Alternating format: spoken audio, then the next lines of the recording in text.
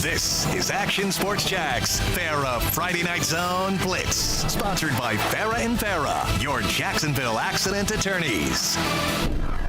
Hey, here we go. A little playoff edition. Happy November. Gotta grab your coffee, Weber. Put the sweatshirt on because the weather's a little chillier this time of year. Just a sweatshirt for me. Not a big coffee for me, sweatshirt for you. Not a big coffee guy. Put the fire on. Someday we'll build a little fire right out here. Will we? I don't think Dave Wax would let us do that in the studio. Hey, we'll just go host it outside. I wasn't allowed to bring a motorbike in here. Really? For an interview at one point because the floor was so new. Well, now we've got now we could bring one in here. Yeah, I think so. Now we could bring one in here. Put a little cardboard down. Welcome, everybody, to the Farah Friday Night Zone Blitz. It's a unique week. This is a bye week, which has been new the last couple of years. And in the past, it's been used for storm makeup games. Haven't had any of those. We did not have. We had a light year when it comes to that, which is first time in a long time, it feels like. We did have at least one regular season game played this week, and that was Beachside and Fleming Island, and that determined a district champ, and we'll have a little bit from that. But the biggest news of the week, the brackets are out. Yeah. So we have a bunch of new brackets to set you up for the playoffs next week. And we're going to go 8 to 10 tonight with our Farah Friday Night Zone Blitz. We got our Hall of Fame coach Kevin Sullivan on the line. Christopher Foy from Oakley is going to join us to preview next week's game against Nice, which will be our Whataburger game of the week. And we also have a bunch of other things going on, including trying to get coaches more money. Potential changes to the upcoming classifications and everything else. A lot of the political stuff, if you will, going on in high school football this week. We've got new scoring records. Derrick Henry's record could be in jeopardy. 12,000 plus yards. Kid from Indiana might be chasing that down. So there's a lot going on here on a Friday night with just a couple of games we're going to keep an eye on. Go figure that record lasts like 50 years. And now, I know, a decade later. Yeah, 2012 when Derek did it. I think it was 63 is when it was set before that, I think. I think you're right. Something like that. Remember when Derek broke it? Were you here? We got him on the radio. We got him here on the show. On the phone. Yeah. It was awesome. I should know his name, but that was great. That was really cool out of Texas. Yeah. But yeah, you mentioned we are now we got another old guy on the show. He calls in. Yeah, we'll have him call in. Hey. We will say hi to Star. Let's do that right now. Coach Kevin Sullivan, how are we doing tonight? Hey, I'm doing good. How are you going? Taking strays off the top of the show from Brent Martineau over here. Man, Stuart, you got to have my back on that. Well, listen, factually, he's correct. A little give and take, right? I mean, it looks like coaches are going to get a little bit more money around here. We can't let your egos get too high. Yeah. Yeah, well, I didn't get any of that money, so I'm glad they're getting it, though. Yes. Don't worry, we'll send you a little bonus check from there. Residuals, if you will. Yeah, so we'll dive into that in just a little bit, but you did mention there are some games tonight, and we are keeping an eye on them. Here you go. Here's a look at the rest of the board. Well, this is what we've got in our viewing area tonight. That's it. And we're at both. And we're at both of them. Yeah, we'll be bringing you some looks, hopefully, at each of those. So this is in the SSAA, the Sunshine State Athletic Association, which has many brackets. Let's say that because, well, that's part of the appeal of the SSAA. The idea being, at the end of the year, say you went 3-6, you're going to be put in a bracket with teams that won 2 to 4 games. And you're going to be able to play 1, 2, 3 playoff games against light competition to kind of end the year against some teams that had a similar season to you. So while you have the championship bracket, the main bracket, you also have a 3A, 2A, 1A bracket, all these other brackets as well. Yeah. And really there's 3 main championship brackets. You've got your normal 11-man championship. You've got the Atlantic League championship, which is what both of those games you saw are taking part in, and then you have the 8-man championship. Yeah. In those big-time brackets for like the actual state championships in the SSAA, we have 4 teams left. In the Atlantic, Paxon and Fernandina Beach facing off right now tonight. In an all-local matchup. 14-0, by the way, Fernandina Beach. West Nassau, who's hosting Umatilla. West Nassau in a shootout right now, 25-22 lead. With 1 pass in the first half is what Jason Hamby reported to us. And then in the 8-man ranks, Florida School for the Deaf and Blind on the road at Merritt Island Christian. That was a 6 o'clock start, so I got to check and see. Might actually have a pretty decent score on that one here at this point in the game. All right, so Sully, let's bring you in here. This wasn't always a thing, right? This bye week before the playoffs, and obviously we've got the SSAA, but for the FHSAA, and we're going to show that. We can show that bracket. I just looked over at the scoreboard, by the way. FSDB lost 42-6. Oh, they lost 42-6. So now there's 3 left. Yeah, but look, this is the best graphic made in high school football, maybe in the country, by Stuart Weber right here. I tout this for him. I don't think anybody's making one like this. But anyway, everybody can see it. Do you like the bye week and this whole reset if you were coaching right now, Sully? I don't know. Remember, that was a question I asked last week. If you were in a pretty good situation and your team was rolling, is the bye week good for you or not? You know, so I think some of the coaches like it because it gives them a little break, get them away from it for a week, you know, give the kids to be real students, and then they get back on, and then it's, you know, survive and advance every week. Yeah, I could see some of the challenges in some of that, right? And how about this other, like this NIT for high school football? We need to get into that. Yeah, we got a lot of teams that you're allowed to play now, these extra games. Do you like that as well, Coach? I don't know about that. To me, it's like, you know, everybody sort of gets a trophy and you move on and you don't compete for any championships, but you just get to keep playing. So, I mean, I get it. Oh, they're seniors and this is their last game. Well, if they would have played better during the regular season, that wouldn't have been their last game. They'd have gotten the playoffs. So I'm a skeptic of that. I like the SSAA, but I wish they would work with the FHSAA where they're teams that do well and get to the championship game and win the championship, move up and go back into the FHSAA.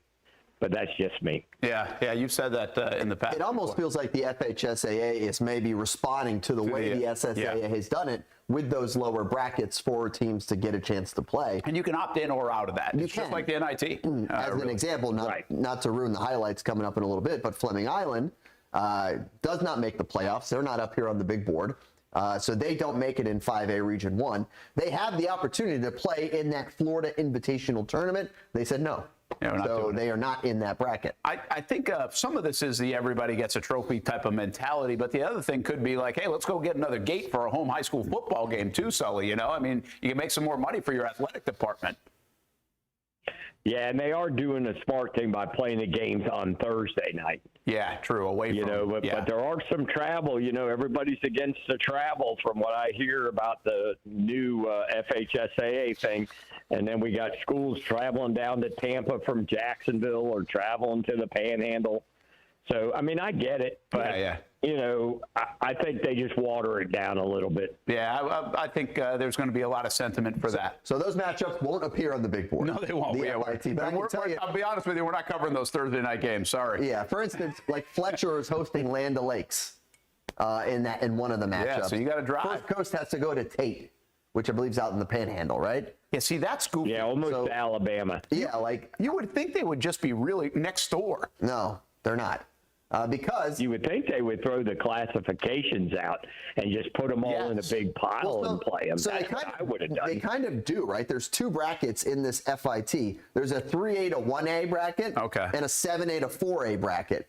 But it's still only 16. But you shouldn't be going to Tate. You shouldn't be going. Jackson's going to Weeki Wachee. I don't know where Weeki Wachee is. I don't know, but I know Jackson's going there. Yeah, they're going. That's about 3 hours. But that's why you can opt in or opt out. Right. There's a good brewery over there by Weeki Wachee. Oh, is that right? There we go. Good spring water nearby, probably. On that. Marker 84 or something like that. Yeah, okay. You got it down pat there, Sully.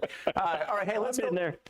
Let's go through these through the board here on the wall that says it all. In 7A, Creekside gets in virtue of district championship. They really haven't been as strong as we've seen them in the past this year, but they do get in. They'll face the top seed DeLand. Do you give them any chance, Sully, or how good is DeLand?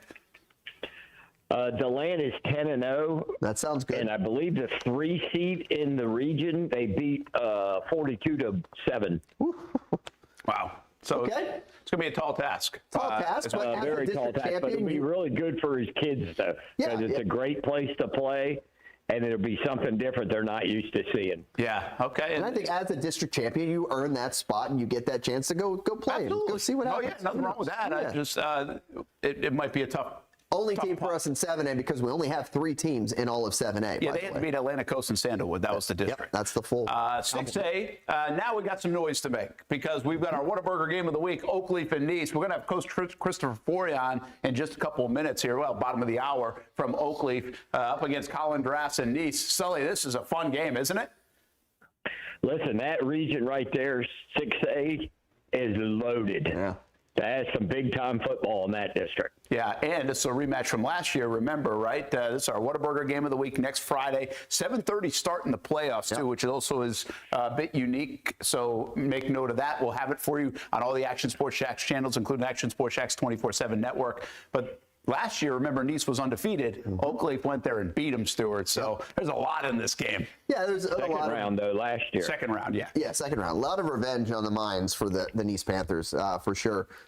You said it. Buchholz, though, are really good. Yeah, Buchholz is really good, and that's who awaits the winner. And then, obviously, Mandarin, the number 2 seed. I've really been impressed with this gradual march, if you will, for Mandarin. And we know they've got the star power, but I think they've proven that they're a good team. That was a heck of a win last week against St. Augustine, Sully. What do you think? Can Mandarin make a run again? Yeah, I think they've showed through the course of the season that they've sort of gotten better, and they're just not a one team or they're not an offensive team, because defensively they played really well. And I really like them going through this, the playoffs, the 2 seeds, so they'll only have to travel one time if number 1 gets to the final 8. So I really like them. I think they've done a good job. But again, I think this whole region is a loaded region. There's some really good football teams. Yeah, that home is a big deal, too. So you don't have to travel too much. Remember, a couple of years ago, Mandarin made a run to the state championship, I think it was, our Final Four, and fell, but they won like 4 road games to get there. We followed them along the way. Let's go to 5A, and Middleburg back in the playoffs. We wondered if they'd get there, but we didn't wonder a lot. We thought they'd get in. Heck of a year at 8-2. We had Ryan Wolf on the show last week. 8-2, best record since 1990. And you get Beachside and Ponte Vedra, the number 1 seed. What do you see out of here, Sully?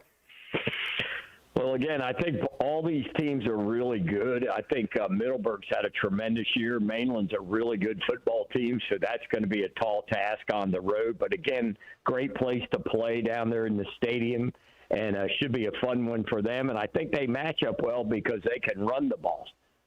You know, I think I was surprised Ponte Vedra was the 1 seed. I just didn't think they'd be the 1 seed.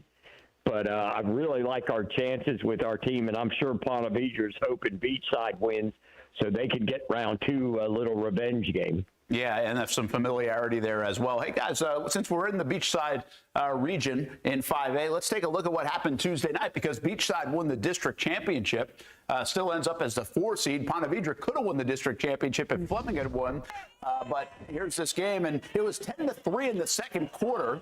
And then Coach Pete Duffy, 10-3, by the way, Fleming Island. And then Coach Pete Duffy's squad really stepped it up. That's Eddie Jordan and Drew Watson. And Watson had a nice catch in that drive as well earlier. And then an interception a little bit later from Aiden Tan. They got everything worked. They just dominated the second half. It was a tale of 2 halves, and they end up winning the district championship for the first time in school history.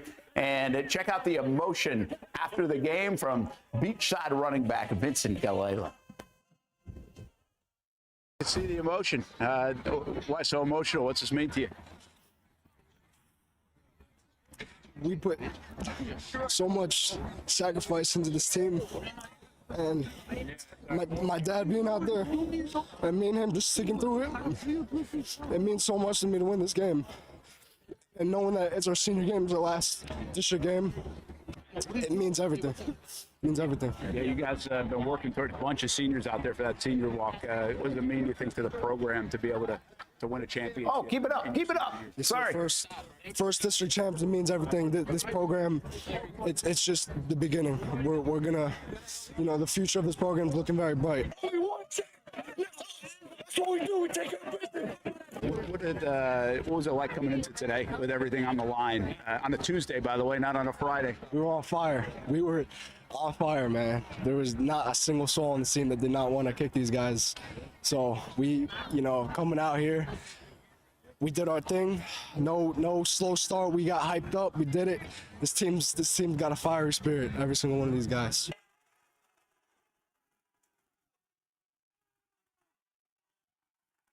why was it so emotional for you and your dad? You know, he's coached me all my life, and he's always been by my side. So, when he got emotional, I'm like, you know, he got me. So that's what it means. He's my number one fan. Good moment there for Vincent and his dad, and obviously his dad's name is Mark, by the way, and the beach side in general. It kind of feels like, Sully, you've been around this so long, right? It was interesting to see the emotion from that young man. Obviously, football, such a tough sport, but it means so much to these kids and everybody involved with it, and I thought that was a cool high school moment right there for that young man, as the flood of emotions with dad, but winning the championship, and luckily they got another game.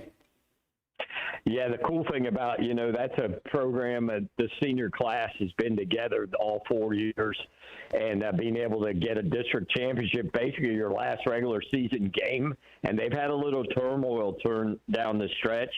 But again, that's high school football, and that's what it's all about, man, because some of these kids will go on and play big-time football. Some of them will play small school football, and some of them will never play football again. It's not like softball, baseball, you know, where they can play in these leagues and tennis and that. When you're senior high school football, if you don't play in college, it's pretty much over. Yeah, no doubt. Don't tell that to Marcel. Well, flag football you can do. Hey, He didn't play high school football, by the way. no, he just played flag football. Just went straight to flag. He did some tackling. Well, no, yeah, no, he You know played it's gotta the be some semi-pro tackling. league Yeah. as well, most improved. That's right. I It's easy forget what when I you was didn't gonna play in say. high school to be the most approved, but you know, you said. Yeah. Right? I mean, If you didn't play in high school and you played, yeah, you that gotta would make be it most right, approved, Stuart. don't you? I don't know. I didn't play, but now I am. Enough on Marcel. You know what's really interesting is Coach Duffy there. I mean, what he's built. Right? He's really done a nice job. And they made an interesting decision, Sully, and I think this is harder. People would say, oh, yeah, this was an easy decision. Last week, they didn't play a lot of their guys. But they didn't play them against Nice. Yeah. Like, that's a fun game to be able to play in, right? You want to be able to win that game. But they said, hey, we know everything's on the line on Tuesday, district championship. They didn't play them. It's a good decision, but an interesting one, right? Probably a tough one to swallow in the real time. But looking back on it, probably the right move. Yeah, especially if some of those kids were nicked up and everything. That game didn't have any ramifications. They knew if they had to win on Tuesday to win the district. So I think it was probably a good call. Hard for coaches to do that, also egotistically and everything, but I think it worked out. Yeah, it's kind of an NFL thing, right? It's like a last week of the NFL thing that we've seen in the past. You don't usually see it that much, I don't feel like, in high school. How about 4A, Stuart? Yeah, we moved to 4A. St. Augustine, your 1 seed. Not a big surprise there, even with the loss to Mandarin at the end of the regular season. That was a big deal, right? That they stayed 1 instead of having to go potentially down the road to Choctaw. Yeah, to get that 1 and to know that at least the next 3 games are coming through Foots Brumley, big deal for the Yellow Jackets for sure, because you don't want to go all the way out there. You don't want, you know, and 4A is one of those regions where you have those panhandle trips looming. Oh, yeah. You know, and it always has been for St. Augustine, where if they're able to get the home game instead of the panhandle game, makes such a huge difference for them every year historically. So they're the 1 seed. Ed White gets a home game as well, which is awesome for the Commanders, playing host to Pine Forest. Again, another one of those teams way out west. Columbia as well at home against Tallahassee Rickards. So 3 home games. Love to see it. Good for Columbia. Now they got to bounce back, right? Yeah, they got beat by Bowles pretty good. Beat by Bowles, but Bowles is a really good team. Only 2 losses, Bowles and St. Aug. Yeah. Not bad. That's not bad. Hey, can we stay on Ed White for a minute? Because how about this, Sully? The school that you used to coach at, and I think this was an interesting development. I don't know if anybody saw this one coming, right? Ed White set a school, an area record. Right. State record, I think. Was it a state record? I know it beat the area record. I think it also beat the state record. I think you're right. It was a state record. I think you're right. 500 points for a state record. I mean, I don't know if anybody saw that one coming. Now, we don't ask the defensive stats because theirs were up there too a little bit. But what a job by King Boylston, this offense that's really transitioned from this run-heavy kind of offense to now this high-flying offense. And I really thought over offensive linemen, yeah. I really thought the maturation of King Boylston, who was on Blitz Breakdown last Monday night with the guys, has been fun to watch, Sully. Yeah, like I said, about halfway through, he sort of took control a little bit and has a really good presence to him. I really like it. We talked about this when he hurdled that kid on the 2-point play. He just threw the ball to the official, ran off on the sideline, really sort of ho-hum sort of business-like. And I think that's how they've approached it offensively. You know, they've really run the ball really, really well, and then they throw it enough to keep you off balance. So if you put 8 in the box, they're going to throw it. So they're going to be a tough out, and that's going to be a fun one if him and St. Augustine meet in that second round. Yeah, no doubt. We will see if that's the case. And by the way, both teams can score a bundle. 537, by the way. 537. The point total. That's a quick math, 10 games. 53.7 points a game average. Unbelievable. And, you know, we saw it earlier in the season where it's like, oh, they scored 60. Oh, they scored 50. Oh, yeah. Get 60 again. Well, that adds up if you do it every single week like they did. Yeah, they even lost the game 52-49, I think, against Merritt Island. And the other loss was Oakley, where they put up a huge number as well. Yeah, that was a fun game. Yeah. Yeah, almost won on a Hail Mary. Yeah. Right? Yeah. That was the Hail Mary game, I'm pretty sure. They're like a whisker away from being undefeated with those 2 losses. Yeah, true. Good point. Hey, let's do this. We want to take a look at the games we got going before we get to the rest of the brackets. We got the second half action. It's 25-22 on the left. That's West Nassau and Umatilla. Coach, do you know how to pronounce, is it Umatilla? Umatilla. Umatilla? Like Umatilla. Umatilla. All right, good. Just the way it looks. Okay, 25-22. Just north of Orlando, by the way. Jason Hamby now, who's out there, says it's now 3 passes in the game. They opened up the offense. They really opened things Old up. school football. And then on the right, you got Fernandina Beach up 14-0 on Paxon. This one, again, just started the third, a few minutes into the third quarter. They're getting to the line quick here at Fernandina Beach. As we take our live look in, little handoff, follow the block. That is Deontay Sims, your running back for the Pirates. By the way, nice job by Fernandina. Shut out Paxon in the first half. Yeah. Paxon can score it a bit. So early third quarter, 10:35 to go in the third, 14-0 for the Pirates. By the way, these 2 games, the winners meet in the next round. Okay, and again, this is the SSAA. That's why this SSAA quarterfinals. Yeah. The north or top side of the bracket in the Atlantic bracket. Yeah, again, the North Division. I do love this for these schools and the schools that have gone to the SSAA. Yes. Because I think it really presents these kind of opportunities. And not to say they couldn't have done it in the FHSAA, but it feels like it's a little more realistic, doesn't it, Sully? Yeah, I think it's great for some of the schools and everything, especially some that have been down and now they're playing schools that's similar to them, you know, being able to build their program like West Nassau. You know, a couple of years ago, they were 1-9, 2-8 back-to-back years. And then, you know, coach came in there and they're like, we need to get some wins, get some comments for our kids, and I think it's really good for them. Yeah, 10-1 this year against an 11-0 Umatilla team. Wow. So 2 really good records. And it's a close game, and they're about on the doorstep. Yeah, Bulldogs on the doorstep, but we just had a penalty called against That was a nice visitors. defensive play by West Nassau. It was good. Good way to shut it down. That's their new turf field, by the way. First year for that. I would love it if we get West Nassau and Fernandina Beach both get the wins. That would be then you got a big, great Nassau County rivalry. Not to say I don't want Paxon to win. Don't mind if Paxon wins too. But you love a good in-county rivalry for a spot in the championship game would be pretty cool. That would be good. So we'll keep you posted on these games as we show them live and continue to do that throughout the evening. We'll take you until 10 o'clock. It's again, Umatilla with the football there on your left. Fernandina Beach with the football on your right, up 14-0. Umatilla game tight now, 25-22. They trail by 3. West Nassau in the lead, and West Nassau's defense back-to-back plays has been very good. Yeah, Landon Scaff there, number 0 for the Warriors, forcing the ball carrier Ray Jenkins out of bounds. So West Nassau holding strong. There we go. We'll see if we get some fireworks. So we usually take you all the way to the finish of those 2 games. And again, until 10 o'clock tonight on the Farah Friday Night Zone Blitz. Let's do this. Let's take a break, our first break. When we come back, we're expected to have Oakleaf coach Christopher Foy on the show as they take on Nice. We'll go through the rest of the brackets as well. What about Derrick Henry's record? We got a big commit from our reigning Friday Night Blitz Jaguars Prep Player of the Year. So a lot to get to here on this Friday as we preview next week, and then it really starts that chase for the championship. And we see Umatilla Looks like they scored. Yeah, they got to the pylon, so they take the lead. Back and forth they go. Umatilla, the visitors, undefeated. Trying to stay that way against West Nassau. Stop, by the way, for Paxon as well. Oh, we'll update you on both games when we come back. Experience is priceless, but there's experience in being a lawyer, and there are life experiences too. You got to have both.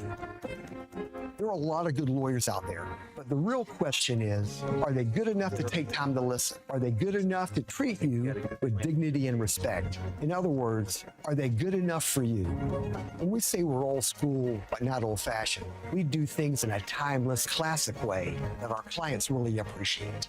It doesn't get more fairer than that. This is Action Sports Jacks, Farah Friday Night Zone Blitz, sponsored by Farah and Farah, your Jacksonville accident attorneys. Hi, welcome back here to the Farah Friday Night Zone Blitz. Brent, Martineau, Stuart, Weber, entire Action Sports Jacks team with our Hall of Fame coach Kevin Sullivan as well. We're going to get Christopher Foy from Oakleaf on the phone in just a couple of moments. We've got some big games next week. We've got a couple of games going right now. We take a live peek into those games. On the left, it's West Nassau and Umatilla. Umatilla just scored to take the lead, as you can, or did they get a penalty on that play? Might have got a penalty there, Weber. Oh. Unless they just haven't. Can you read that scoreboard? My eyes bad. Is that a 28 or a 22? Looks like a 22 still. Maybe they haven't changed, but it looks like they were in for like a 2-point conversion. So we will. Did they give it to them? Looking from far away. We got waving of arms on the near side, as you'd expect from the home team. We're all waiting, folks. I don't think they gave it to him. I don't know. Nope. Yeah, I don't know what just happened there. We might have been feeding highlights back. I think I think we're doing like a live feedback of how they got down there. Oh, well, look at that. So there we go. That's how Umatilla got into the red zone. And now we're back. And yeah, they might not have got it there. Let me get out of the way. Yeah. Over there on the side. Paxon, by the way, got the football team down 14-0. So we'll figure out what the heck the score is over there in that Umatilla Paxon. It looks like now they bumped it up to 29. 29-25. Umatilla takes the lead, but we've got a lot of football to be played. So they scored and got an extra point? I don't know. Yeah, they did. They got the extra point. Okay. It was 25-22. That wasn't a 2-point conversion they were attempting? Maybe there was a penalty. I don't know. That's the scoreboard. Maybe you get 1 point in the SSAA just for trying. Yeah. Like a rouge? What is it, a rouge in Canada? Isn't that a thing? We're on the fly here. Yeah. Brent, Stuart, Sully as well. And right now we're joined on the phone by Oakleaf coach Christopher Foy. And he's just studying film, my guess is, on Nice and that offense and that defense of Colin Draft's. Coach, how you doing? I'm good. How about you guys? Hey, we're doing all right? We're fantastic. Beautiful night and ready for some playoff football. Are you guys ready for some playoff football? Well, I need another 7 days. You got it. You got it. We can give you that. What a matchup. Obviously, this is a big matchup a year ago, and it's expected to be a heck of a football game against Nice on next Friday night, don't you think? Oh, absolutely. I mean, it was a good one last year. I mean, it's always a great to have fun against me. Sully, take it away. Coach, what's going on, big timer? Remember, I told you this summer. I told your kids when we were out there at camp that you're going to get a chance to play Nice again. They couldn't duck you during the regular season, so I'm sure your kids are excited being able to play them at home. Tell us about the play of the offensive line, especially. I can't hear you. Sully can't. Coach Foy can't hear Sully. He said, "Tell us about your offensive line play and how those guys are doing right now at this point in the season." Oh, we're doing pretty good. I mean, we got a young group. We had a lot to replace from last year. So I mean, with Coleman running the way he is right now, the offensive line is doing pretty good. Now we're gonna have to be doing pretty great to deal with this defense of me. Yeah, you know, what's interesting is Colin Draft's and this offense have been really clicking the last couple of years and put up some crazy points, but the defense is a bit underrated, I think. I don't think we talk about the defense at Nice enough. What do you see out of that Nice defense? I see a group of guys who play so very well together.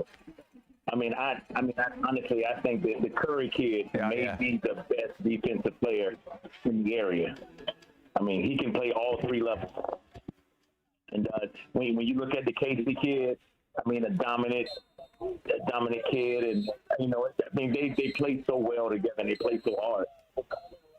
Coach Christopher Foy from Oakleaf High School, the head man, joined us right now here on the Farah Friday Night Zone Blitz as he gets to take on Nice. He and the Oakleaf Knights taking on the Nice Panthers next Friday in the opening round of the postseason. All right, well, what about that offense? Got to be ready for everything with Colin Drafts. We just saw a trick play in some of their highlights. That offense can be explosive, and the Pfeiffer kid has done a nice job at QB. Absolutely. Both of them. Yeah, both Pfeiffers. You're right, Pfeiffer to Pfeiffer. Yes, that's a deadly combination. I mean, when you think about Colin and how well he works with his kids, I mean, and you know him as a coach. He's one of the toughest coaches to coach against. I mean, he will put anything together to. I mean, he'll do it. He'll do it to score, no doubt about it. What do you think about this little bye weekend here? Do you like it? Absolutely. Why so? And I think it works for both of our programs because when you look at both of our strength of schedules, I mean, we played some guys, and so to have this week to kind of get, to get some guys healthy, to get some treatment, and Lord knows it's taking everything, all the time we can get to mentally get prepared for a group that's so talented and so smart. I like having it. Well, you got a guy that's played a lot of football in McKissick. How's he been playing for you? He was committed to the uncommitted, so we talked about him a bunch a few weeks ago. You got to like what you have at the QB spot, right? Absolutely. I mean, Jack is. He's our leader. I mean, he struggled some this year, but I love the maturity in him. I mean, last year he didn't see a whole lot of adversity, and so the older we get now, the more we have to take on, and he's done that well. I mean, I love the fact that he's our unadulterated leader. I mean, he recovers well, and whenever there's something that don't necessarily go our way, I mean, he'll stand up and take it, and he'll put us in the right direction. Hey, we got Sully on the line as well. I'll translate for you if you can't hear him. But Sully, what do you want to know from Coach Foy? Coach, kicking game wise, how do you guys feel? I know your return game's really good. How do you guys stack up kicking game with Nice? I mean, we have a really good. Our kickers are young. This is. I got them off the soccer field. You taught me that, Coach Sullivan. You better go out there and get some of those guys.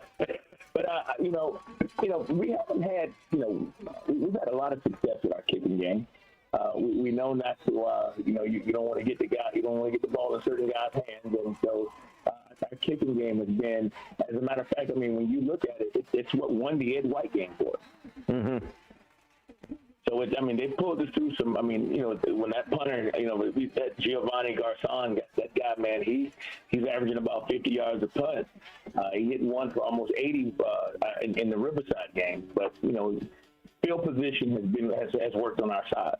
Hey, Coach Foy, the good news here is it's not just Nice in the 6A Region 1. There's nobody else to worry about. Just a loaded region, right? Absolutely. How good is this region right now when you look at the state of Florida and this region in 6A in particular? I think it's as good as any other region. I mean, that's why you have to have your schedule loaded throughout the year. I mean, you're not going to make it in the playoffs. You don't have any, guys. When you got teams that make it in the 8th slot, those guys are probably ranked in the top, 30 in the state. So it's a loaded region, man. It's tough. It's tough. Yeah, no doubt. It's really tough when the 4-5 matchup is Oakleaf and Nice. Go ahead, Sully. I think I cut you off there.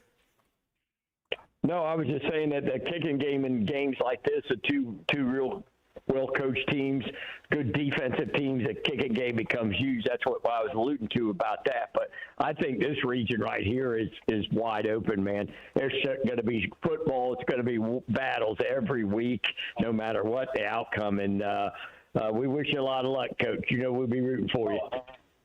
Thank you, Coach, man. I owe a lot to you, Coach Sullivan. And thank you guys for having me on. Well, Coach Foy, you better watch out what Sully says because Drass will use it in his pregame speech for sure. Hey, what a competitor their head coach is, isn't he? He's truly great. He's a good friend of mine, and I really love playing this matchup. Hey, one last thing, if I could ask you, what are you doing with this? Did you give the kids an extra day off or extra two? What did you do with it? Well, no, Coach, we follow our normal process. The only thing we didn't do today was play a football game. So we have on Thursday we have a stretch circuit, heated stretch circuit, and then we go and have our ice circuit on Fridays to prepare for the game. And we did the same thing today. We want to feel as good as we possibly can, like we're about to play a game, we just don't have a game. So we followed our normal routine. All right, well, good luck, and tell the folks at Oakleaf you can watch it right here on the Action Sports Shacks 24/7 network. It'll be our Whataburger Game of the Week, every play broadcast next week. Yes, sir. Thank you, guys. All right, that is Christopher Foy, and there you see it. Next week starting at 7:30 on the Action Sports Shacks 24/7 network. We'll have it on social media as well, our YouTube channel, and will be a lot of fun. Plus, we will have another edition of the Farah Friday Night Zone Blitz. It'll be a little bit different in terms of we won't show the amount of games that we normally do, as we're even showing 2 games here tonight from the SSAA. But when it we gets may have an SSAA game to show. Well, that is true. We might have one of those to show as well.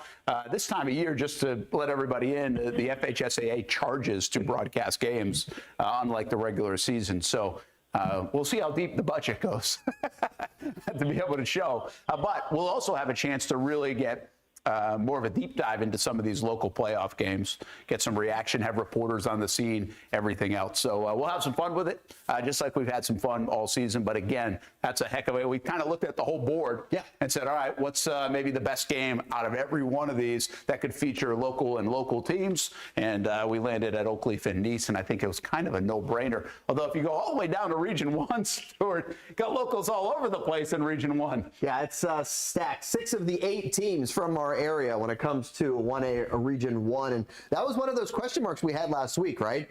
We were wondering, are Providence or NFEI going to make it in? Well, they both made it in. You look at the bracket here, they both made it in. And there's some wacky circumstances surrounding it. Did you hear this, Sully? No, I did not. All right, so the scuttlebutt is that North Florida Christian played a makeup game on Tuesday night to wrap up their schedule, but they never reported the score.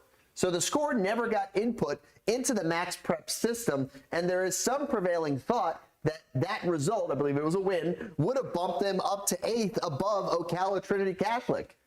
It's mind-boggling to think that a team could play the game but not tell anybody. I don't know. That's the word. Wild. Yeah, we're not sure if they, at least that's the report out of Tallahassee, that they didn't think it would count because it was made up after last Friday, or there was a mix-up there.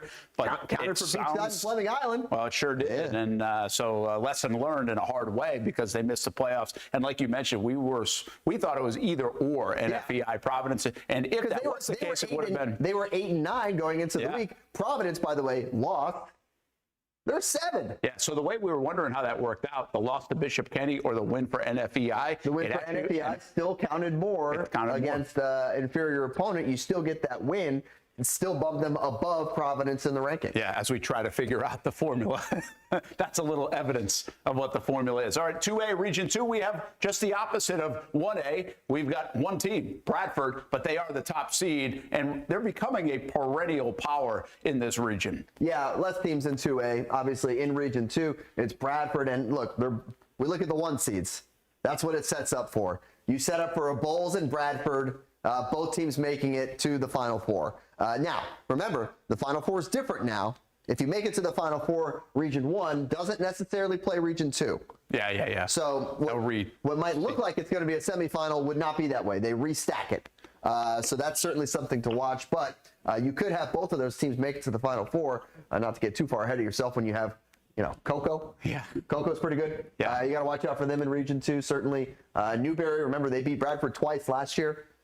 Both in the regular season and in the playoffs. Bradford did beat them this year. Bradford did beat them in the regular season to win their district this year. So we'll keep an eye on the folks in Stark. Get that firework budget ready? Because it looks like you could have 3 playoff games at least. They could. Hey, Sully, how do you look at 2A in general? Do you think Bowles and Bradford will collide? Well, maybe not collide, but get there? Is there a lot of friction and more friction than the 1 seed might tell us? No, I think right now those are probably the 2 premier programs. Coco's down a little bit this year. They've lost, they're 4 and 5, but they do play a really good schedule, and they're probably getting ready to peak. But I just believe Bowles and Bradford are on that collision course, whether it's state semifinals. It'd be funny if they got pushed on like 1 and 4 or 1 and 3, and they played in the championship game and not in the semis. That would be pretty cool for our area. Be guaranteed to have a local champ. It also means we'd have to drive to Miami, by the way. Yeah. Pitbull Stadium. All right, I'll go with you, Stu. I'll go with you. Sully's coming with us for Did you make the trip last year to Marcel?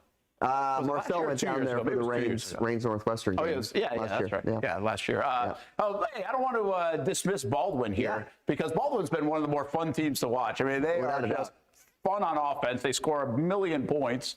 Now they'll give up some too, but it's been a heck of a year for Baldwin. Been a fun one to watch, and we'll see if they can make a little noise. We could have Baldwin and Bowles meet in the second round. Which, remember, that was the game that Edwards set the record with the touchdowns. He had 8 touchdowns, 73 to 52 kind of game, something like that. Something wild. That was a wild game. All right, in 3A, we get to the last one to talk about, at least for now, before we get up to Georgia.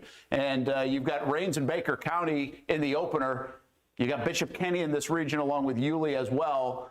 But the real question everybody wants to know, can anybody get Rains? Because Rains has just been unbelievable this season, steamrolling most everybody other than a rainy night against Madison County where things got a little bit tight. They have absolutely demolished folks. Do you think they continue to do that, Sully?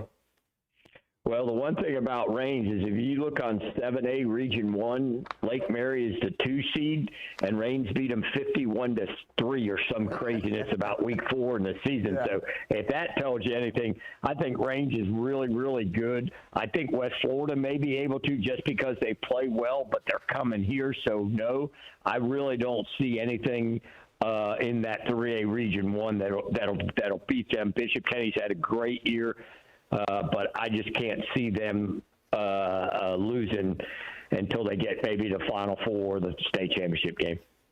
It'll be interesting to see just how good Rains is now that the postseason has started. Hey, can we be real quick? I want to get to more Rains in a moment, but we'll take these 2 games. I think Umatilla is on the doorstep again, getting ready to score, and denied at the goal line there. Nice job by the Warriors defense. I thought that was for sure a touchdown. And Umatilla, at last check, had a 29-25 I think lead. West Nassau might have answered with a touchdown of their own. Did they? I believe they did.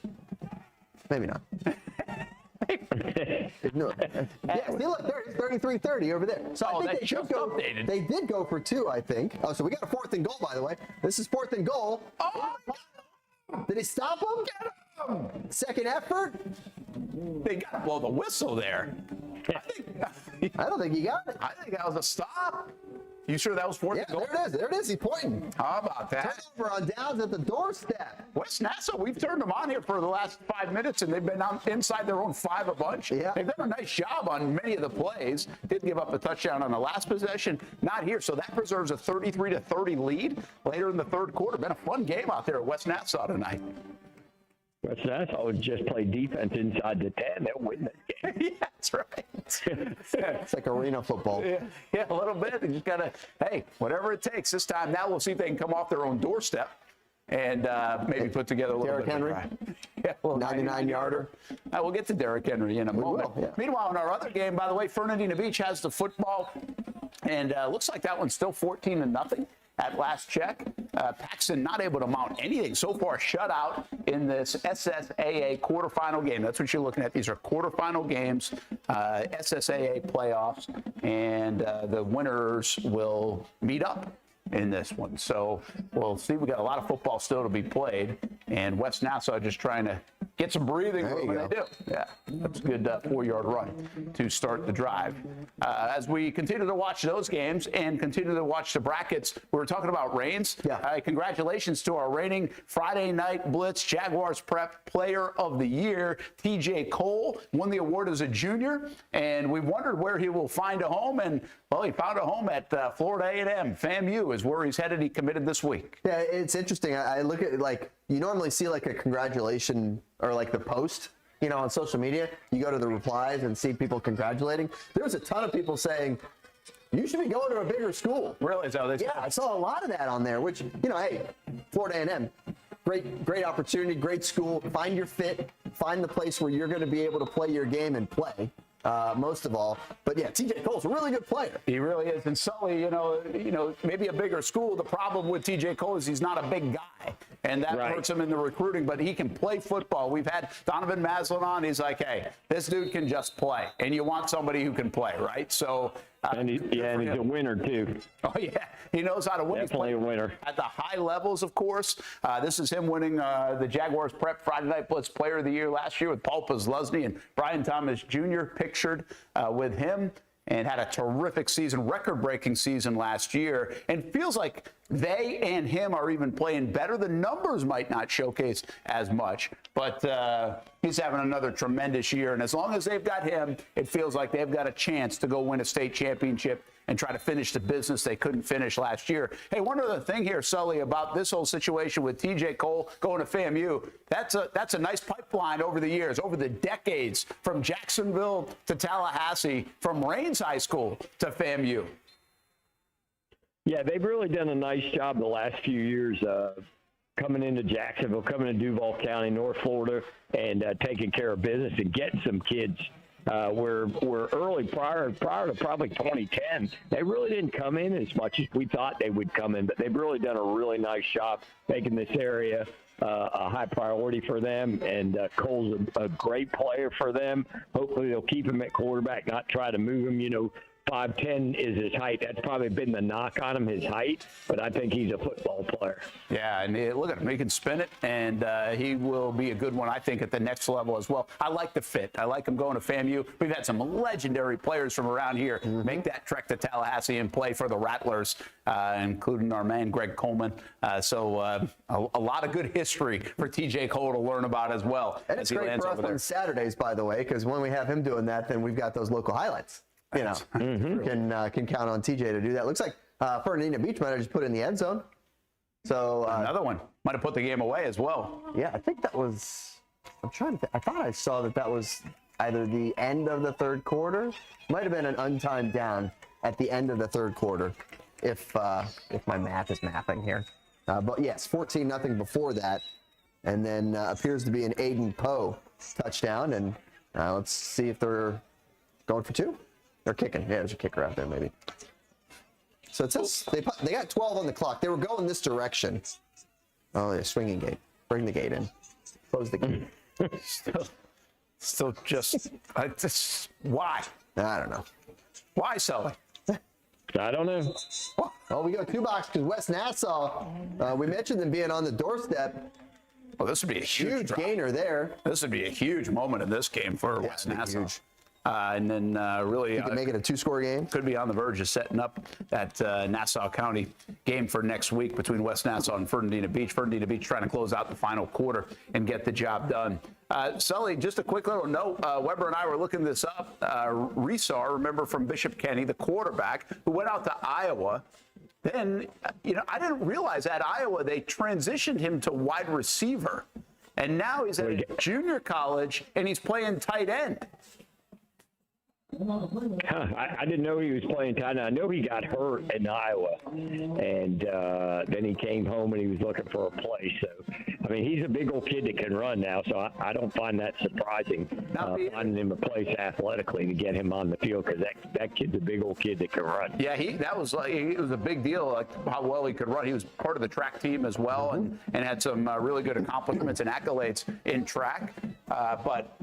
We looked that up. I don't know what we're just talking about him for some reason. I think we were talking about Iowa and ended up landing on him. But that's an interesting deal now. And I know wide receiver, tight end, maybe not that different, depending on how you're playing it these days. but that's a lot to learn. Go quarterback, wide receiver, tight end in like a 2-year span. And I guess if you're going at the JUCO level, you're kind of projecting, what am I going to be able to do if I go back up? Yeah. Because I thought he almost landed at, I think, Division II Indianapolis, and then he ended up at a junior college as well. But we continue to follow those guys. In fact, on Saturday nights, usually Action Sports Shacks primetime, and sometimes college football tonight. Marcel Robinson has Action Sports Shacks on campus. And not just in football, by the way. If you have any of those, any kids that would like to catch up with, send them into sports. People always say, give us a shout out. Well, send it in. Let us know. Yeah. We'll do it. Yeah, sports at actionnewsshacks.com, the place to do that. We're going to the fourth quarter at West Nassau. It appears we are in the fourth quarter at Fernandina Beach.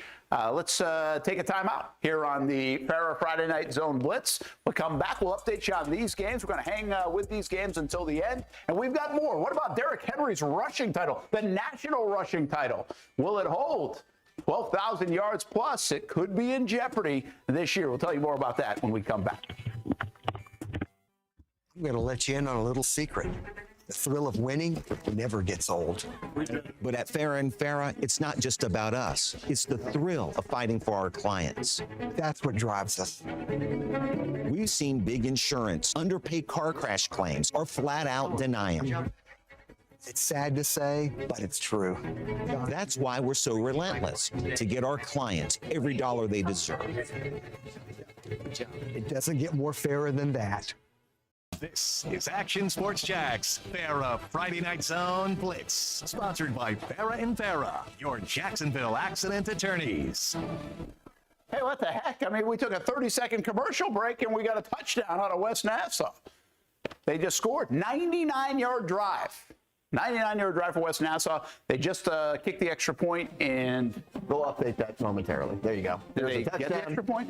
I don't know. It was 33. They might not have attempted it yet. I think I saw them kick it. Oh, well then.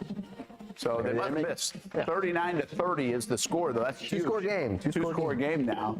And again, Umatilla undefeated. West Nassau 10-1. So a really good matchup. That's on the left. On the right side of your screen, it's Paxon in white against Fernandina Beach. And the Pirates lead 21-0 at home. Paxon now in the fourth quarter with a 3rd and 8 or so, and they got to get going. But that Fernandina Beach defense has been stingy, to say the least, here on this Friday night in SSAA play. Hey, Sully, I wanted to ask you a little bit about what you thought earlier this week. There were some big happenings in high school football. There were some movement possibilities on Monday, right, with the classifications and everything else. How do you think everything shook out there? What was your take? Did we lose him? Sounds like he's cooking dinner. He heard commercial break. He thought 3 minutes, I'm going to go make some mac and cheese. He might have. He might have. He's off. Put it on the skillet. I can tell you what they did. So they decided that they're going to trim. They're going to take out a classification.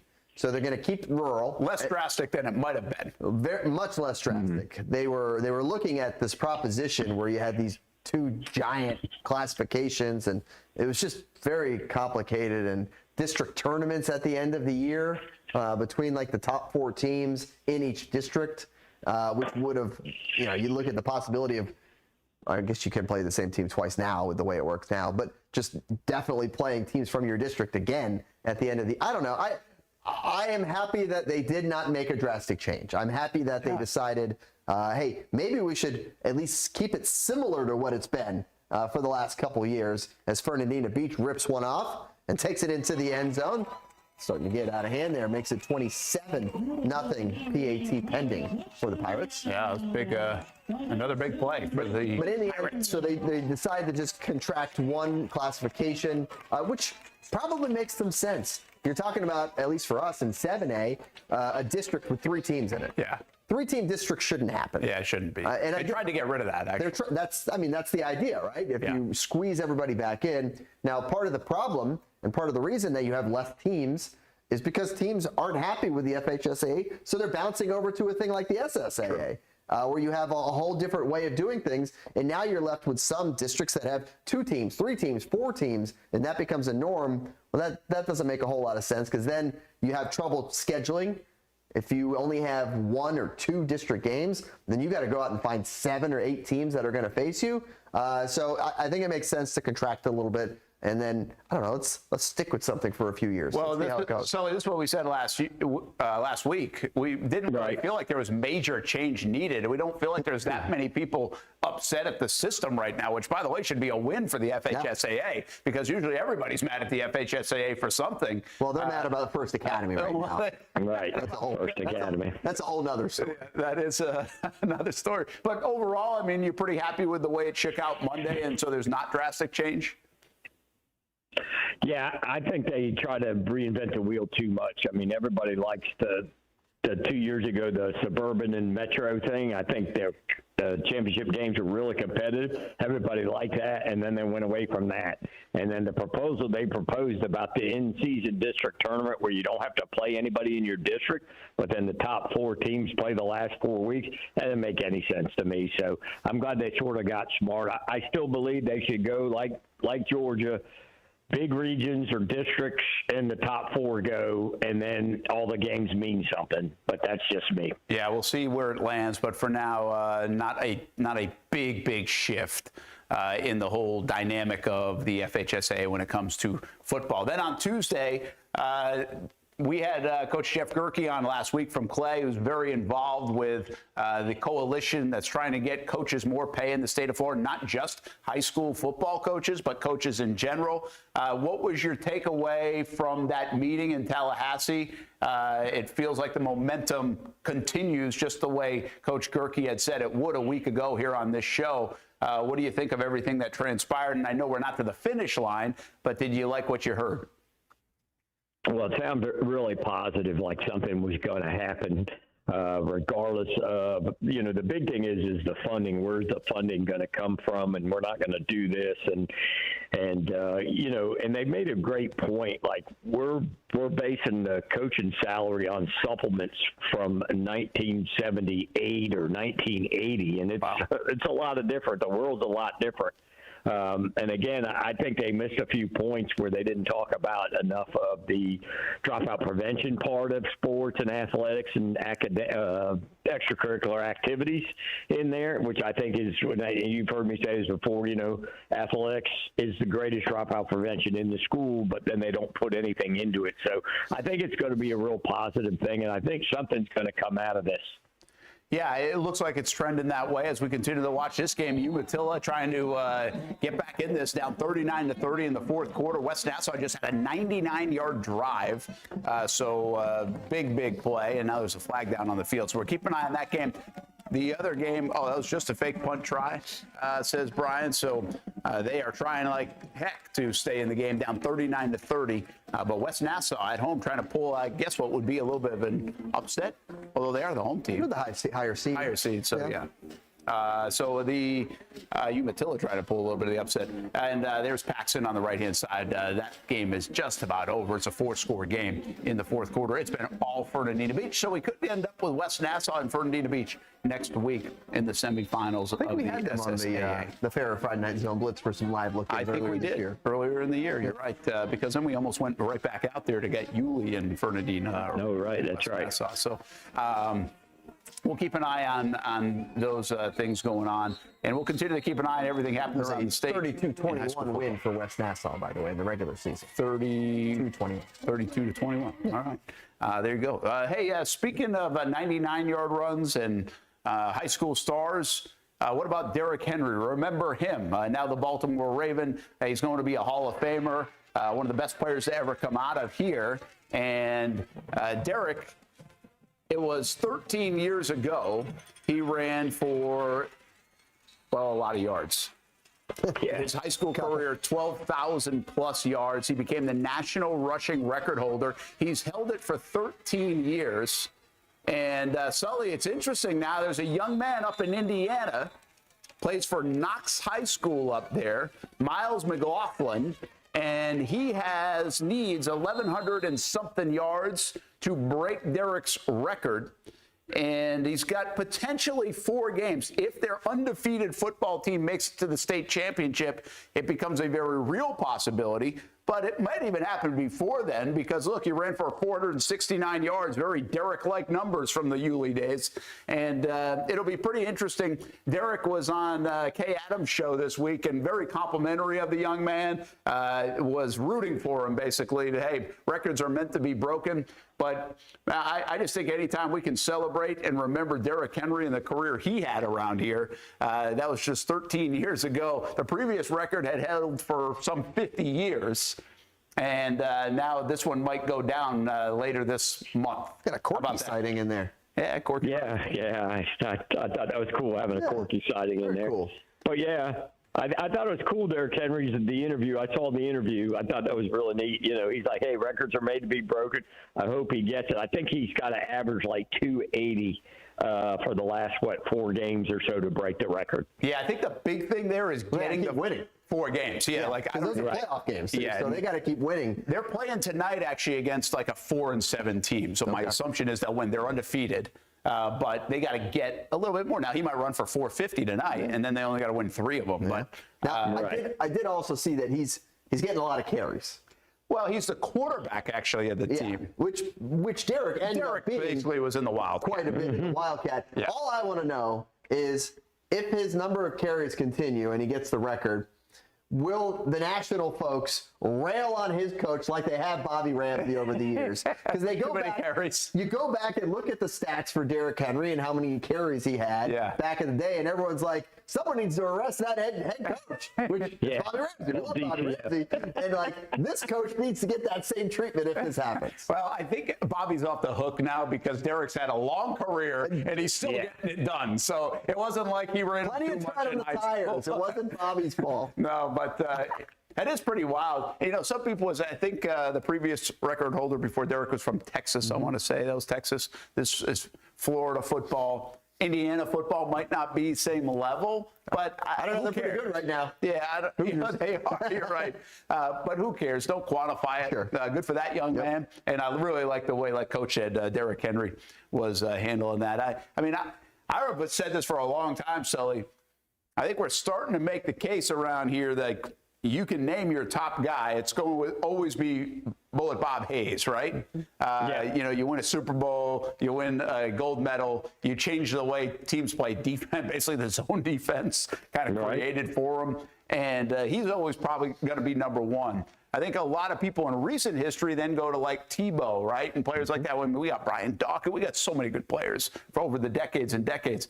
But I really think probably climbing up to like number 2 very soon or already is Derrick Henry. National rushing record holder, Heisman Trophy winner, national champion, 2,000-yard season guy, all the highlights that he had at Tennessee and Baltimore. He's going to be a Hall of Famer. Can he get a Super Bowl?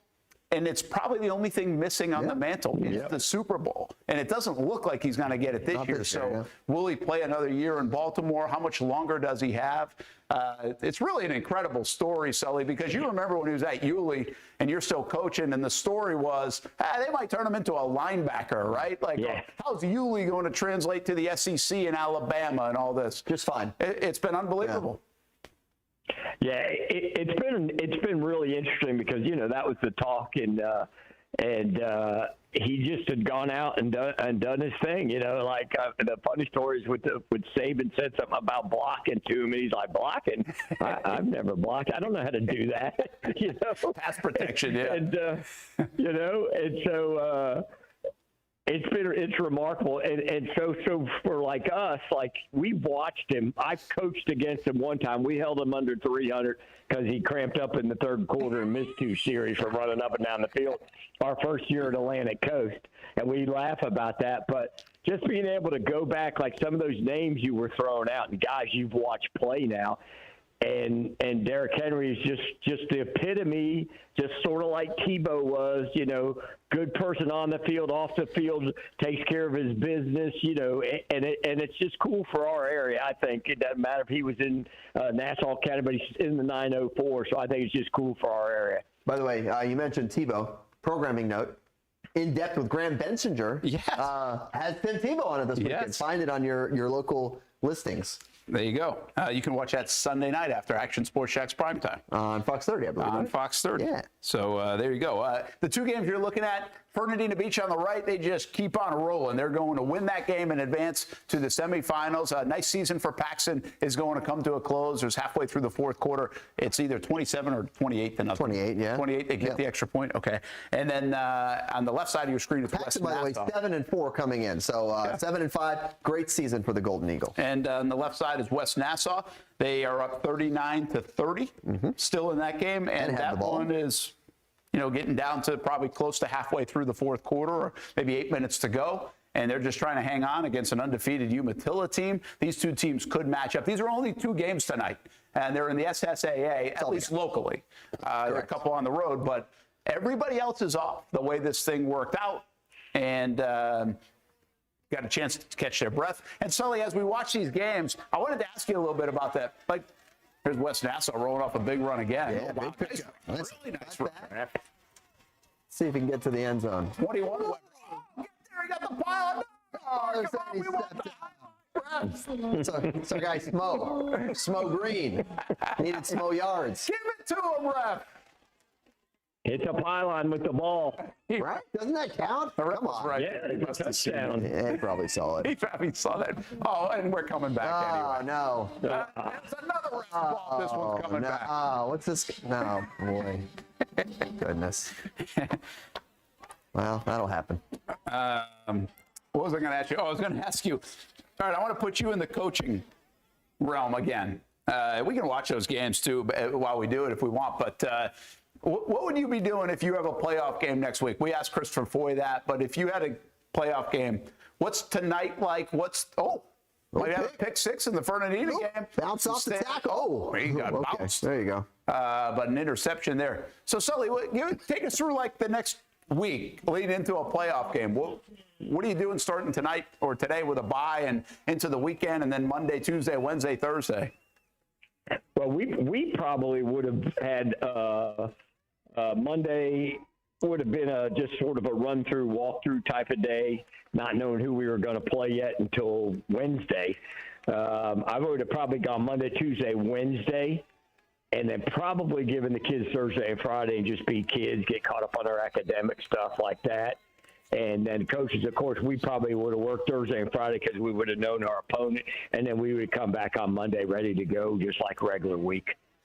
And does anything change from a regular week standpoint when it is the playoffs and now it's a one-game season? Just how you approach it, the work that goes into it, the detail that goes into it, the scouting that goes into it. Is it just another week in general, or is there more to it? No, I think it's pretty much the same. I think everybody approaches it the same. The one thing that it always has done is it's sort of a fun time because it's like survive in advance. You know what I mean? So you're getting everything done, trying to keep the kids loose. You're in the playoffs. You're in, and now the goal is to practice next Monday. So the goal is always to practice the next Monday. And so everybody knows, and your season's a success. So it does amp up a little bit. You try to stay loose and everything and keep the kids loose because it's football, and you don't want to make it too big because it's a playoff, especially as you go to round 2 and round 3 and so on. Yeah, nice moment for Paxon right there, and they get the fumble recovery. So haven't had a ton of highlights tonight, but Paxon gets it there with just a few minutes left to go in that game. We just saw the clock 6 minutes to go with West Nassau's game. Another flag comes flying in, but they're really just trying to control the clock. They don't really care about anything else except that clock ticking down with a 9-point lead. Looks like we could have a clash next week. West Nassau and Fernandina Beach. We'll have some post-game reaction coming from this tonight. And again, 11:15 on CBS 47 tonight. We will have a Blitz. No half-hour edition because of the light night. This show right here, the Farah Friday Night Zone Blitz, is going to take you until 10 o'clock. And we'll break down more of the brackets if you missed any of that early on, coming up toward the end. But I wanted to stay on that, Coach, because just the mentality of this time of year, such a fun time of year. Postseason, anything is really fun. And my guess is when you talk to the kids, you got their ears are perked up, right? I mean, it's easy to get their attention this time of year. Oh yeah, really. It's really like besides like week one or week as the start of the season, everybody gets amped up. The weather changes. You're in the playoffs. Everybody's goal is to play on practice on Thanksgiving Day. Now, you get into a couple rounds of the playoffs, and I think it's a lot easier once you get in. You're in, or you've won the district. You've won it for the 10th time, or you won it for the first time. That's exciting. But being able to get in the playoffs and getting that opportunity to play another game, and hopefully, again, it's survive in advance, win on Friday, let's practice on Monday. Yeah, let me take you a couple scenarios, and guys, maybe we can show the brackets again out here, Brian. And so I'm gonna take you to Sean McIntyre and the mentality for his club. I mean, listen, nobody's going to give him a chance. They're going up against DeLand. They're going to be heavy underdogs in that game. What's Mac doing this? Well, I mean, is it a lot of motivational stuff? Is he playing that up? Can you get your guys inspired? Where would you take that if you're Mac? Oh, yeah, and for them especially because how they started the season and as young as they are, this is such a good game for them. Number one, to get another game, but to play a high-quality opponent. It's only going to help them and their kids to understand where they've got to get to take the next step in his program, because he's been in the playoffs, and now we've got to try to understand what it takes. And by playing DeLand, even though people are going to say you got like probably a 0.5% to win, you still got a chance. On the road, business-like, and coach will get them coached up. It's just whether they can maintain and hold DeLand. DeLand offensively is sort of like Ed White. They score a lot of points. All right. West Nassau, by the way, just scored another touchdown. Looks like they put that game away, Weber. 45-0, pending the 2-point conversion or extra point. Who scored? Andy Ateza. Andy Ateza. There you go. 45-40. Or 30, you mean. 45-30. What did I say? Nothing. Did I say 45-0? You did say nothing. Gosh, I'm getting old. Well, both these teams will be excited because there won't be many road trips next week, a too-far road trip next week. Yeah, that actually would be really fun. That's going to be a fun one. I mean, you talk about the fun of the postseason. Yeah. That's great for that whole area and a lot of people there to get a semifinal game. No fees. Pretty cool. We're showing it. Yeah, no fees. No fees in the SSAA. We're showing now. Whoever's got us booked for next week, we'll have that game. They're on. And then Yule's in the playoffs next week too. So all three of those teams in Nassau County will be getting after it. That's right. They'll be home against West Florida. So that's an easy double. You're going to work on it already, Weber. Stop by Yulee. Get to the where's that going to be? West Nassau. That's West Nassau. Yeah. Yep. And we got to get one of them to petition to play at 7 o'clock, and then you'll have 7 and 7:30 to work out better. I'll tell you, Sully, you're getting good at this stuff. I mean, you got the schedule worked out and everything. All right, let me get your coach's hat on once again. Let's go. We had Christopher Foy on Oakleaf earlier in the show here on the Farah Friday Night Zone Blitz. Nice. This is fascinating, right? Because this is easy for Colin Dratz. He doesn't have to listen to us today. He doesn't have to read the paper. He doesn't have to do whatever. I don't even know if they read the paper anymore. They don't read the paper anymore. But read tweets. He doesn't have to worry about anything. He's got these guys beat them last year in the second round of the playoffs to end their undefeated season. Motivation, it's probably been on their wall all off season in the weight room, right? Well, most definitely. I mean, they were undefeated going into that second round last year, and Oakleaf pretty much handled them pretty well. And I think, and what I alluded to with Coach Foy is they had camp at I don't know if it was Stetson camp or whatnot, and I drove over for the day, and they at camp they play one team and then they have another team. But Nice was there, and they were there, but Nice and them did not play in the camp the 2 days they were there. And when I had gone, we had talked to them and everything like that. And we talked about that, Nice. And I said, fellas, they can avoid you in camp, but they can't avoid you in the playoffs. I said, you're going to get them probably again in the playoffs. And the kids are like, yeah, but they won't play us. I go, they can't avoid you in the playoffs. So that's what we were alluding to earlier, which Coach Dratz wouldn't avoid them anyways, but I was just using that as an example. But yeah, Nice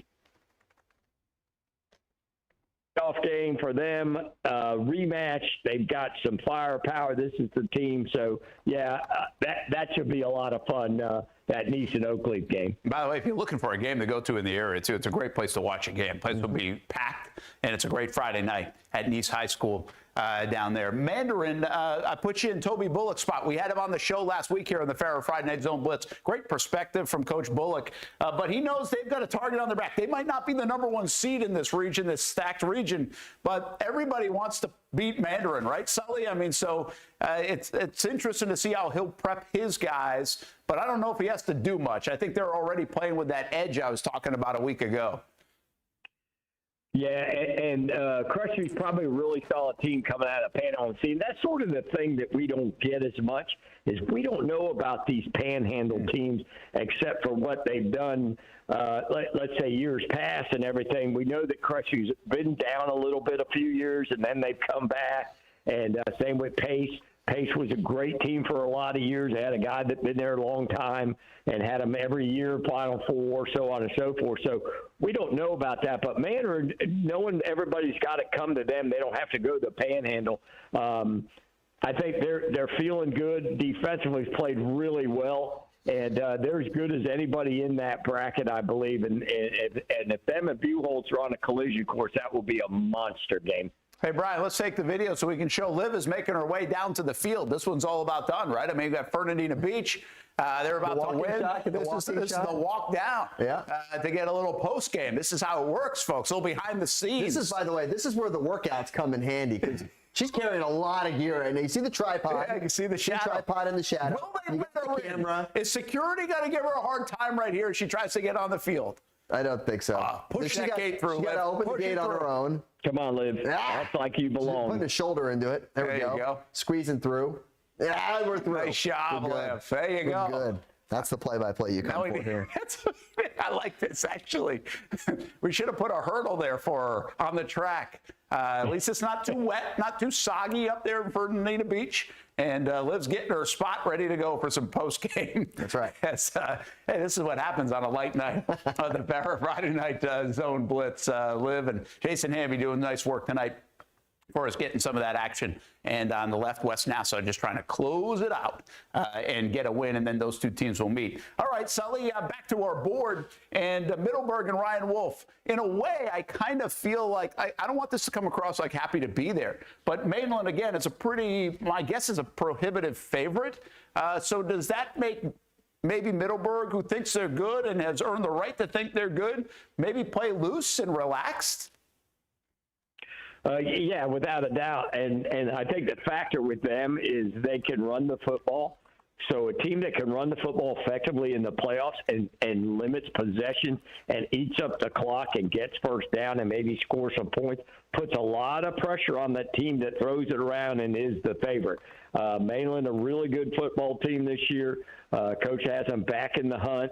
And I think this is a really good matchup for Middleburg as far as being able to control the ball and control the clock. We're going to play on turf, so the weather won't be a factor down there. And I wouldn't be surprised if they got an upset just because of the way they're playing, and they have a lot of confidence coming off the Beachside win 2 weeks ago. Wow, what a win that would be. Speaking of Beachside, you got Beachside and Ponte Vedra also in this bracket, and I think these are two of our more, like, serious coaches in the area, right? They are locked in, Duffy and Price, but they're really good. They've done a tremendous job, and I wonder how they will approach this week. They seem very businesslike week to week. I don't think much will change for both Ponte Vedra and Beachside.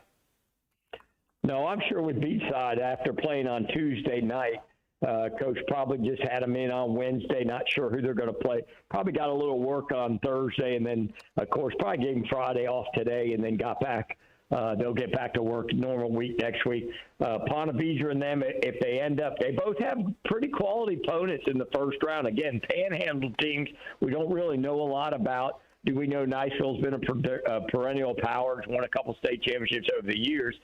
So, but they both have to come to them, and then if they both come out with the win, man, again, that'll be a monster game round two. All right, I feel like you just said something that's important this time of year, knowing how to be there, knowing how to win. And when you've been a traditional program, a perennial power, I think that usually helps. Now, it also can put a target on your back. And I'm talking about St. Augustine. They know how to do it, but they also have a target on their back, right? And Brian Braddock's been through this many times. If there's a coach that's going to have his guys ready to go for this time of year, you believe in Brian Braddock. And I don't know how much the loss last week kind of changes the focus combined with the playoffs now. I've got to believe Braddock, everything he's saying, he's got his team paying full attention.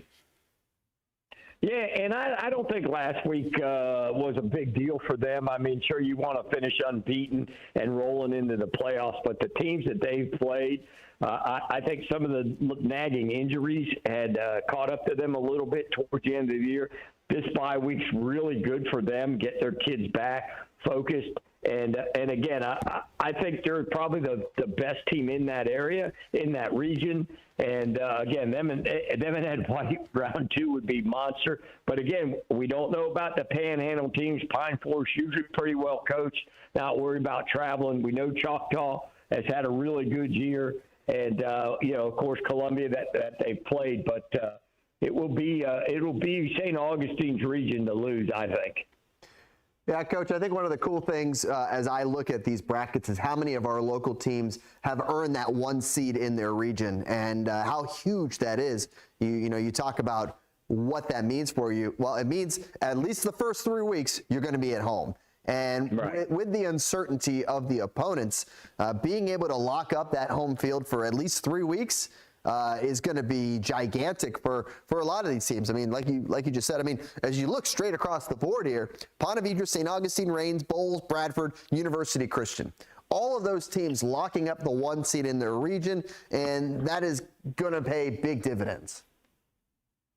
Yeah, without a doubt. Yeah, without a doubt. And again, avoiding the long drive to the Panhandle, which is Panama City Arnold is to St. Augustine. That's a good 4.5 hour drive. So I think that really helps those, and that's why St. Augustine was a little nervous about losing because the Choctaw had jumped them the week before. But I think strength of schedule, St. Augustine's strength of schedule is as good as anybody's.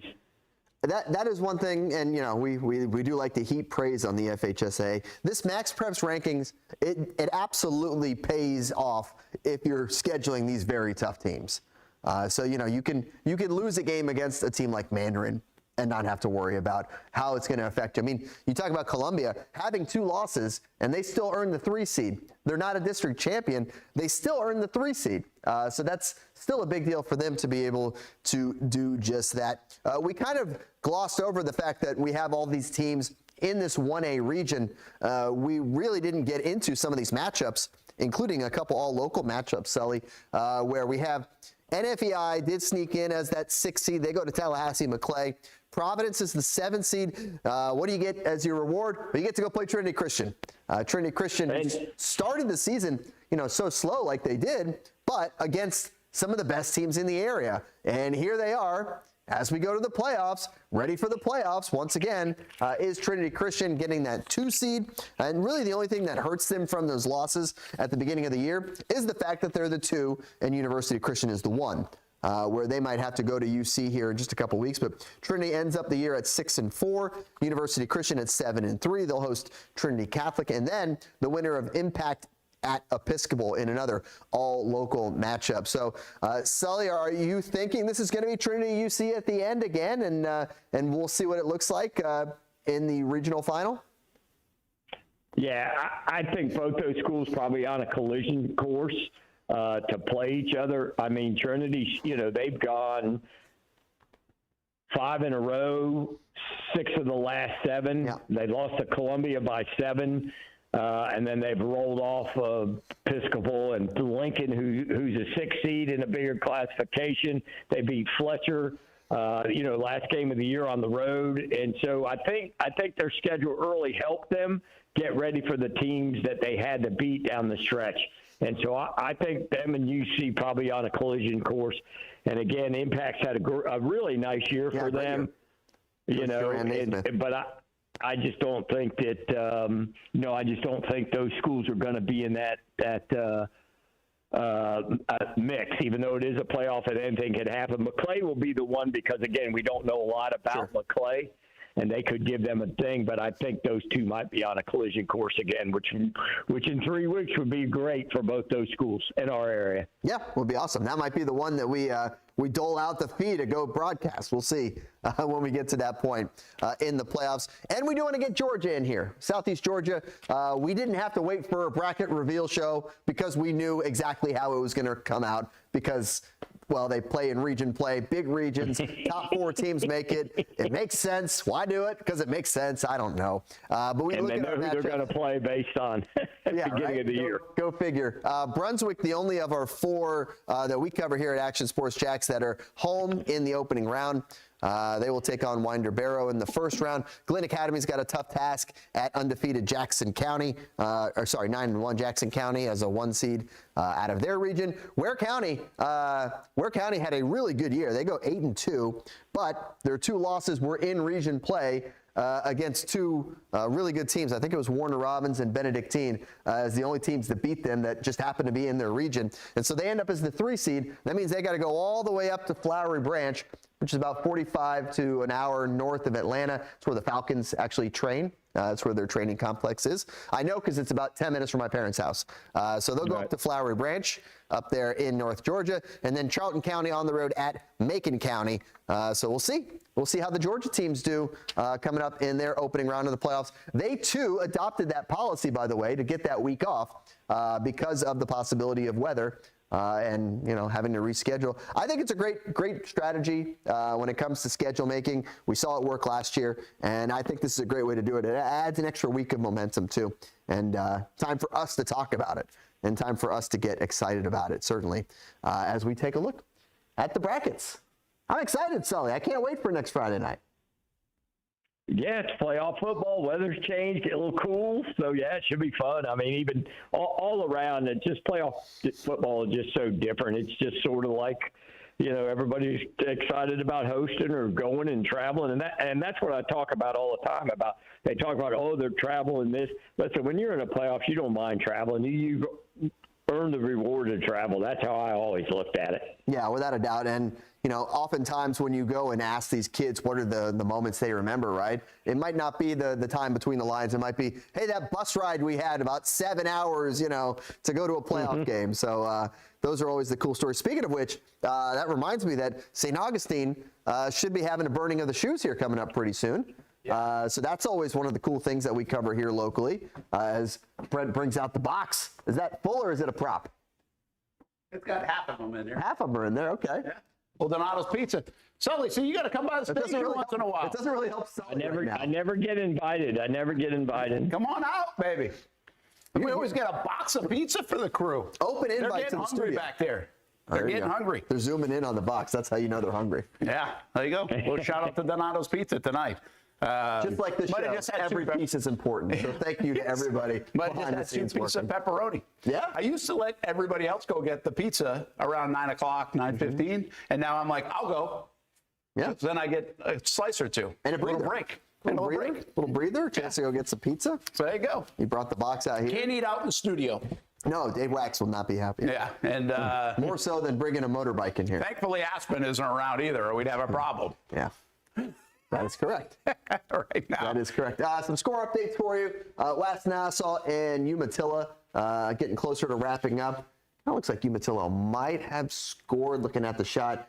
Jason Hamby has also made the trek down the stand. Oh, we didn't get that one. He turned the camera off, huh? He turned the camera off for his portion of the trek. Saving battery. Olivia has already caught up with the head coach at Fernandina Beach, Blake Willis. Well, we might have to turn that around. We could. Want to do that? Yeah, I can go do that. Or we can have Thomas do that if he's back there. Yeah, we can do that. Get a little post-game sound. Absolutely. Yeah, we like that. We got about 20 minutes to go. All right, so West Nassau actually has the ball here. Looks like they're just running this clock out and rocking and rolling. Let's see if we got a text there with a update.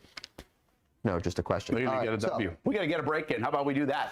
We'll get a break in. Farah Friday Night Zone Blitz getting set to put a bow on this thing. Again, kind of a light night, but we're still wanting to do the Farah Friday Night Zone Blitz, preview the playoffs, and look at this board.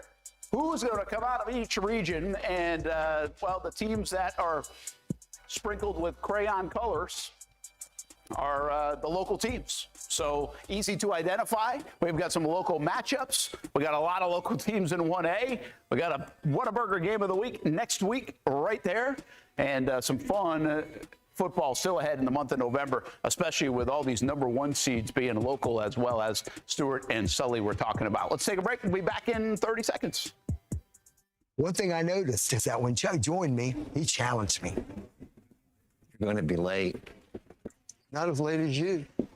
It's a natural thing between brothers, pushing each other.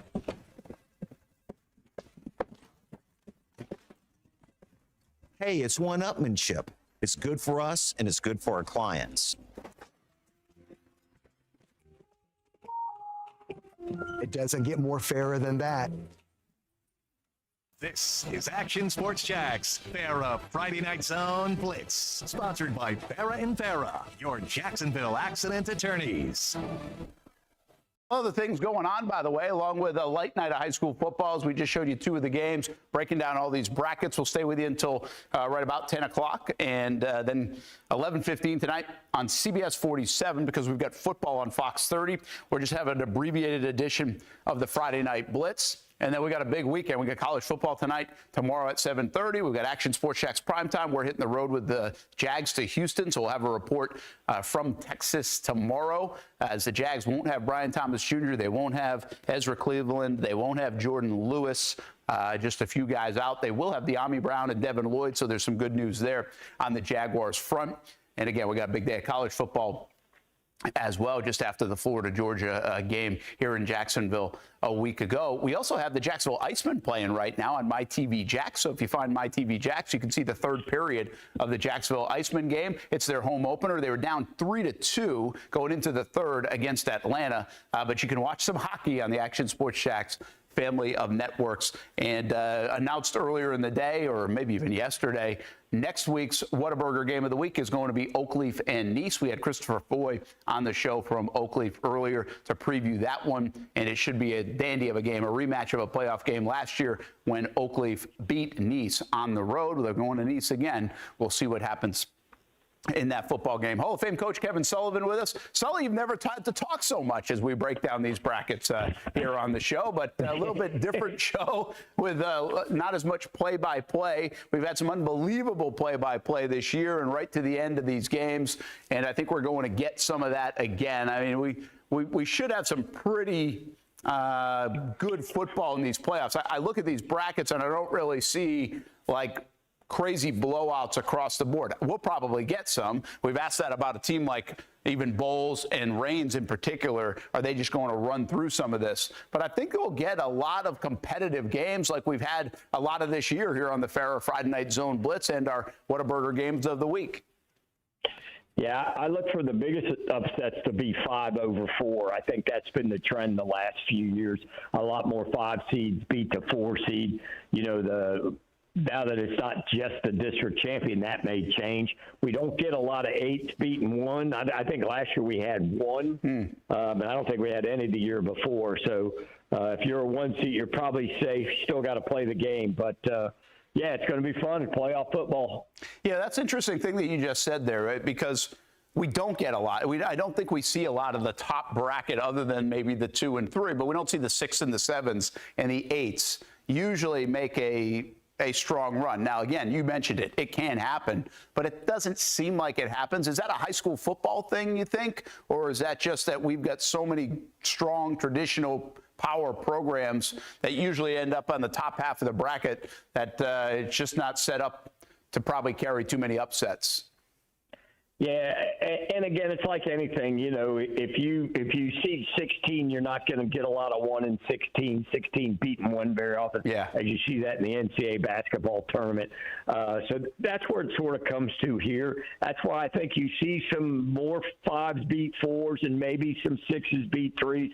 But there aren't a lot of 2s losing, and unless there's injuries or something to that effect. But I think it's going to be pretty good for our area, and I really like. I mean, if you just look at the region and the 1 seeds across the board, I mean, we've got our who's who of our schools ready to make a run. Yeah, you're really right about that. I mean, that's really what sticks out to me when you look at the wall that says it all in the brackets.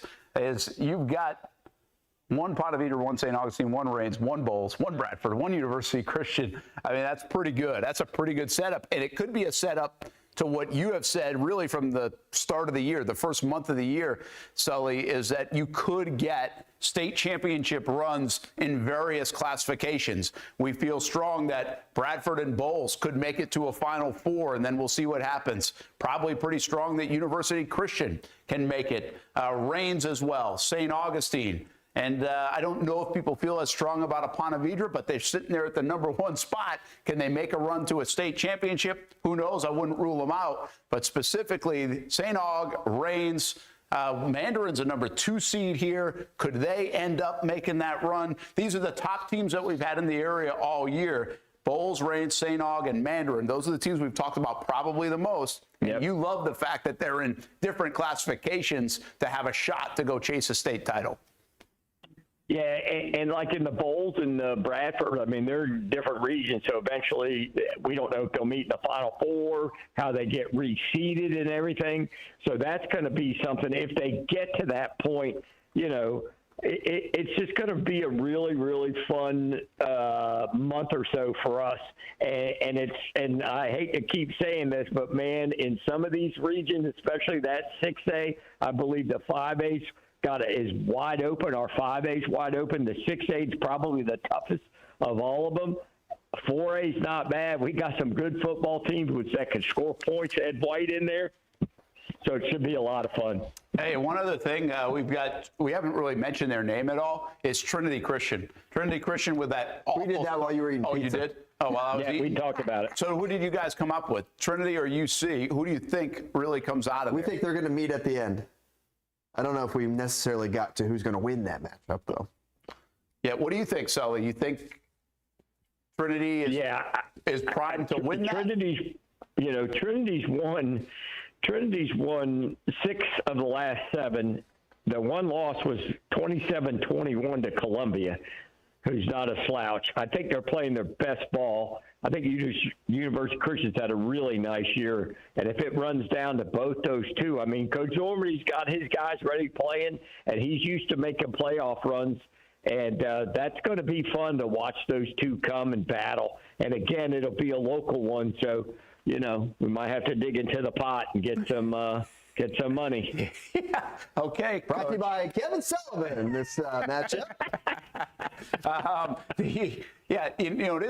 think it's fascinating. We'll see where this goes next year, probably is the year. But Trinity's been very young for the last 2 years, and it's been almost eye-popping at some of how many times they've lost, because they hardly ever lose for the previous 15, 20 years. But it'll be interesting to see where this lands for Verlin Dormany in this group, because he's kind of weathered that youth.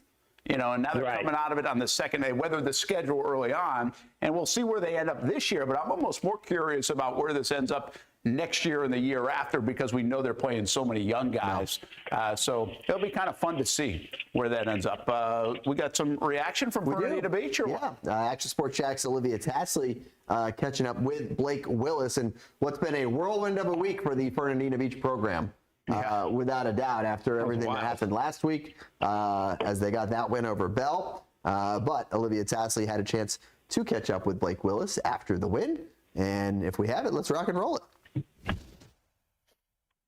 Tasley here with Coach Willis, and what a way to end the season, a shutout 28-0 against the Paxon Golden Eagles. How does that one feel to really stamp the season? Yeah, it's really great.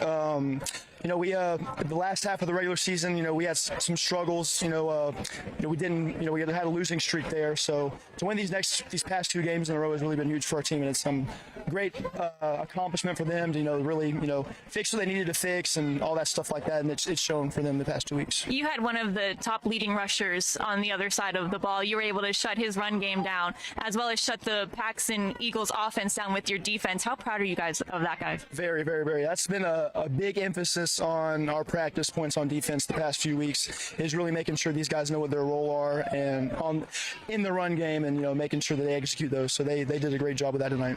How fun was watching that 73-yarder? Oh, super, super fun. Yeah, that's a big play for us. I'm always happy when those happen. And now next week, you have a big one next week against West Nassau, another rival on the docket for you. what is going to go into game planning for them?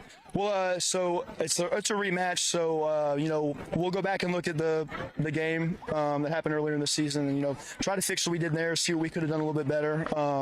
It's a big game. It's the semifinals, so we're going to be super excited, and I know the guys are pumped for it. They're going to be practicing really hard. When you hear they put up almost 50 points, does that kind of scare you in this defense a little bit, or are you ready for the task?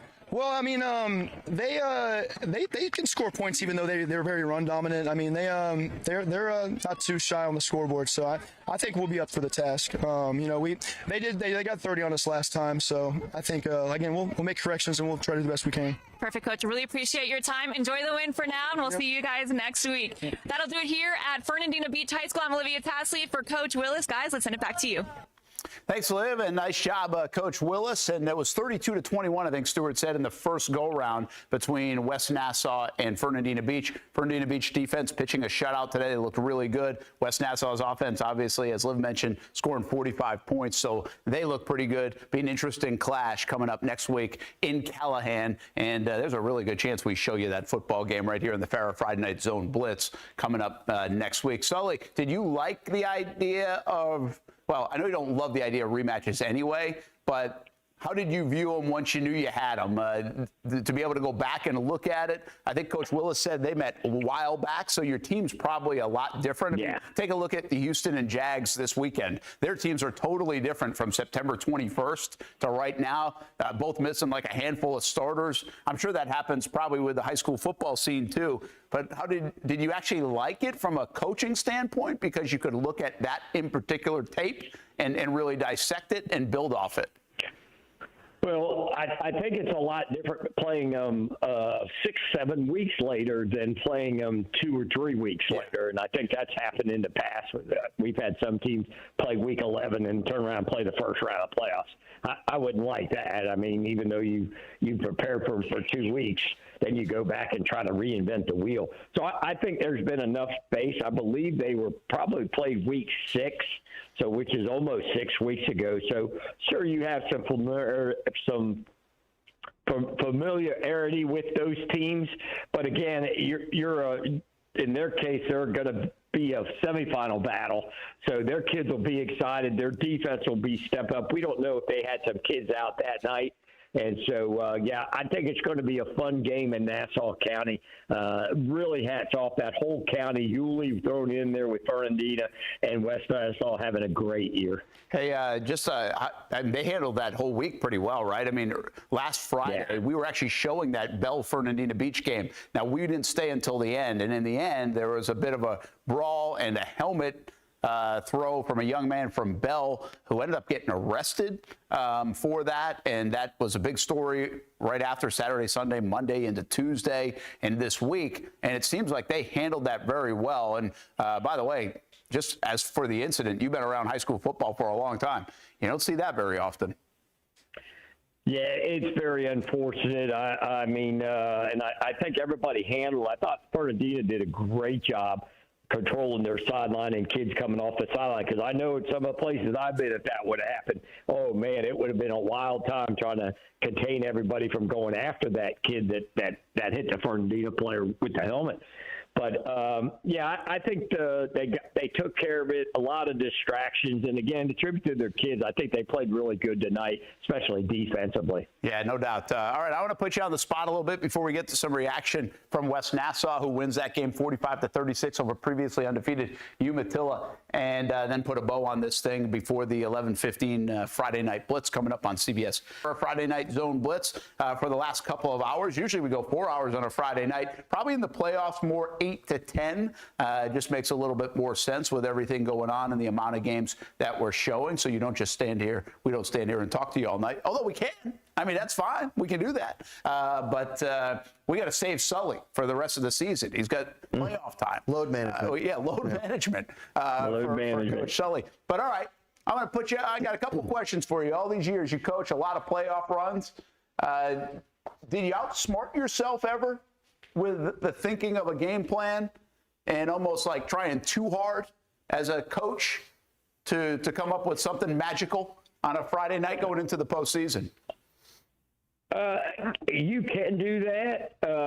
I think you have enough confidence now in what you can do and what you can't do. You might add a tweak or a trick play or, something you see on film that you can exploit. And I know one year we were playing team out of the Panhandle, and every time they motioned the wide out back to the backfield, it was options. So we just brought our corner, and the first time they did it, the quarterback pulled, and our corner hit him right in the chin, and they never ran that play again. Stuff like that. You could add little things that you don't do in. I think you're confident in what you do, and you just sort of roll with what got you there. Do you have a favorite game that you remember in the playoffs all your years? Oh, gosh. I don't know about favorite. I can tell you a couple we lost. I knew you were going to do that. I still think about. Hey, when you see the Niceville name, does that still bother you? Well, the Pensacola Washington game in 2019. In 2009, still bothers me. They beat us 7-6 and went on to win the state championship. And what bothers me is we sacked their kid in the end zone on third and 10 from the 9-yard line, and the ball bounced down into the end zone, and I thought we recovered it, and it bounced perfectly to their running back, and he picked it up and ran it out for like 18 yards. Wow. So was that the game? I remember a game when I was here. Maybe that was it. I thought it was against Niceville. Did you guys miss like an extra point? No, that's Washington. That was Pensacola, Washington. Okay. Did you play Niceville a couple of times at all? No, we never played Niceville. We didn't. Okay. They were bigger than us. They were always bigger. We used to get Pine Forest and Pace and Washington that year. Okay, I remember. One. Yeah, I think they were 1 that year, and we were 3. Yeah, I remember that 2009 game. That's a tough one. Good defensive battle. Was there a coach at all in the playoffs that you know all the coaches around here, but that you went up against and it was kind of fun to have the chess match with? Do you remember any of those in the postseason? That is. Oh yeah, there've been a few. Of course, George Dean one year and Paul Meckley at Braden Southeast. They were like second in the nation ranked. Peter Ward was a junior. And we were down South Florida at Deerfield Beach, and that was the first year of the runner-up. We went 7-3 as the runner-up and got in, and then we got on a run, and we beat like the number 4 team and the number 6 team and the number 7 team, and then got to them, and we ended up losing at their place. But it was a tremendous game, and Coach Beckley and I sort of became friends after that, so it was pretty cool. Yeah. How often you tell all these stories still? Even though you've been out of it for a bit? Not very often. Every once in a while, somebody will bring something up that you remember. Yeah. Different times. We had some good battles with Coach Darlington, who's at the land now over the years. And, it's just mutual respect for guys in the playoffs and stuff. So, a lot of fun. That's what I'm here for, to bring it up and eat pizza. That's right. And here, post-game reaction. Oh, there we go. We have that set up for Jason Hamby catching up with Gunnar Cox, head coach of West Nassau, after their big 45-36 win over Umatilla in the quarterfinals of the SSAA Atlantic Bracket. All right, Coach, an emotional win, and you have a chance to beat Fernandina Beach for the second time this year next week. How does that feel? It feels great. The first thing, after we beat them in the regular season, I went to their head coach and we're probably going to play again in the playoffs. They're a very well-coached team. Blake Wills does a fantastic job over there. But we're gonna savor this one. Got to get back to work tomorrow. They were undefeated. It's hard to beat undefeated teams. I was telling my kids they don't know how to lose right now because they're undefeated. So it's huge. I'm happy, but we're going to get ready to work and get ready to work Monday, try to get a victory. Tell me about the emotion on the sideline. I was, up and down the sideline, you and your entire coaching staff. Does that just show how much it means for this program to really turn it around in recent years? And one loss in the season, it's been a huge turnaround. Oh, it means everything. Our coaches have put invested and poured sweat and blood in this program. Our kids have poured sweat and blood in this program. It's very, it's just very huge. It's very emotional. But, we're not done yet. We got to beat teams that's beat us in the playoffs. Back, I believe, in 2003, they beat us in the playoffs. And, Fernandina missed last. So, it's good to get back to victory, but got to get ready to work Monday. Coach, appreciate it. Congrats on the win. Thank you. Thank you. All right, that'll do it here from West Nassau. 45 points for West Nassau here to advance in the playoffs. That'll do it right now. I'm Jason Hamby, Action Sports Jacks. Good work, Hamby. Yes. Hey, listen, I said it was 45-0 earlier. That was a nice rebound by Hamby right there. I can never remember the damn score, even at a Jags game doing posts. It's always tough, and they turn off the scoreboard too quickly. Leave it up there for us. Hamby been there a million times, man. That was a good recovery right there. Yeah. 45 points. You nailed it. Yep. But a good win for those guys. What you see? I was telling Weber during that interview, I was like, it's loud right there. I wonder. They get wild in Callahan now. Well, they do get wild in Callahan. They go ahead. Coach hasn't shaved since they lost back in the Yulee game, I think. Going on. He does. Hey, he's done a nice job. You mentioned it earlier, right? I mean, that they've kind of turned that thing around. West Nassau really proud football. They love their football out there. And so those seasons that weren't going so well, to have this, get the new turf field, feeling pretty good out there in Callahan. Let's do this. We got to get one more break in. We'll come back. We'll put a bow on the show. We'll introduce you to our player of the week, our coach of the week, and get you set one last time. We take you until 10 o'clock here on the Farah Friday Night Zone Blitz. Experience is priceless, but there's experience in being a lawyer, and there are life experiences too. You got to have both. There are a lot of good lawyers out there, but the real question is, are they good enough to take time to listen? Are they good enough to treat you with dignity and respect? In other words, are they good enough for you? When we say we're old school but not old-fashioned, we do things in a timeless, classic way that our clients really appreciate.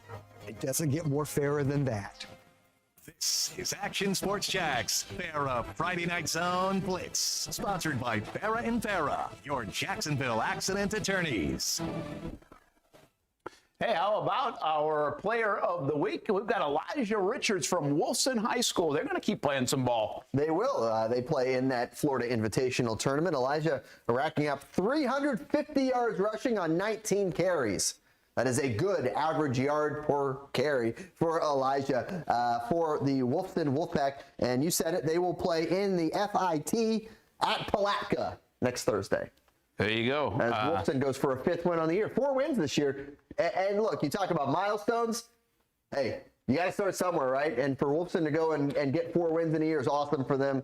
Go see if you can get a 5th one. Why not? Yeah, and congratulations as our weekly winner from Whataburger, Jaguars Prep, Friday Night Blitz, Action Sports Jacks, everybody, player of the week. And that actually got me thinking before we get to our coach of the week, who is in the running for player of the year? Last year was very even. I ended up with a junior when TJ Cole, he's our reigning Friday Night Blitz Jaguars Prep player of the year. But it wasn't an easy decision as I remember it, although it kind of turns out they're always an easy decision. They're deserving. They've eurned it. There are a lot of different ways to go this year. And here's an interesting thing, Sully, and it puts us in a little bit of a bind. There are a lot of underclassmen. From Bryson Wright to Xander Edwards that could be in the mix, or a 2-time winner in a guy like TJ Cole.